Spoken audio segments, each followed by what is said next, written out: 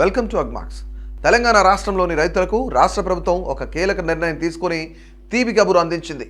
ఎంతో కాలంగా ఎదురు చూస్తున్న రైతు భరోసా నిధుల విడుదలపై ఎట్టకేలకు ముహూర్తం ఖరారైంది.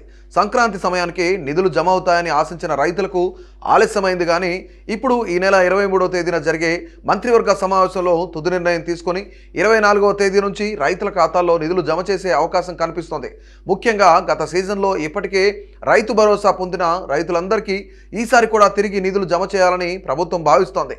ఇదే సమయంలో శాటిలైట్ సర్వే అంశం చర్చకు రావడంతో కేవలం సాగు చేసిన భూములకే సాయం ఇవ్వాలనే వాదన కూడా మొదలైంది. సింథటిక్ అపర్చర్ రాడార్ టెక్నాలజీ ఆధారంగా శాటిలైట్ మ్యాచింగ్ సర్వే చేసి నిజంగా సాగు చేసిన భూములను గుర్తించి వాటికే సాయం అందించాలనే ప్రతిపాదనపై కూడా మంత్రివర్గ భేటీలో చర్చించి తుది నిర్ణయం తీసుకోనున్నారు.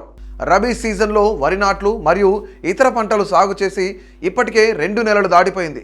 అధిక విస్తీర్ణంలో సాగైన వరి పంట కొన్ని ప్రాంతాల్లో పొట్టదశకు చేరుకుంది. ఎరువులు, పురుగు మందులు కొనుగోలు చేయడానికి రైతులు వ్యాపారుల వద్ద అప్పులు చేస్తూ వ్యవసాయం కొనసాగిస్తున్నారు.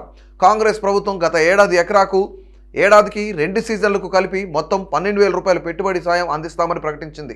దాని ప్రకారం వానాకాలం అంటే ఖరీఫ్ పంటలకు సాయం విడుదల చేసింది. ఖరీఫ్ సీజన్లో రాష్ట్ర వ్యాప్తంగా 69,39,548 మంది రైతులకు ఎకరాకు 6,000 రూపాయల చొప్పున మొత్తం 8,745.13 కోట్ల రూపాయలు విడుదల చేసి దాదాపుగా 1,45,73,000 ఎకరాలకు నిధులు జమ చేశారు. ఇక ఈ యాసంగి సీజన్లోనూ సుమారుగా 1.46 కోట్ల ఎకరాలకు రైతు భరోసా అందించేందుకు ప్రభుత్వం కసరత్తు వేగవంతం చేసింది. మున్సిపల్ ఎన్నికల కోడ్ మరియు ఇతర సాంకేతిక కారణాల వల్ల ఆలస్యమైన ఈ ప్రక్రియను ఇప్పుడు వేగంగా పూర్తి చేయాలని ముఖ్యమంత్రి రేవంత్ రెడ్డి అధికారులకు ఇప్పటికే ఆదేశాలు ఇచ్చారు.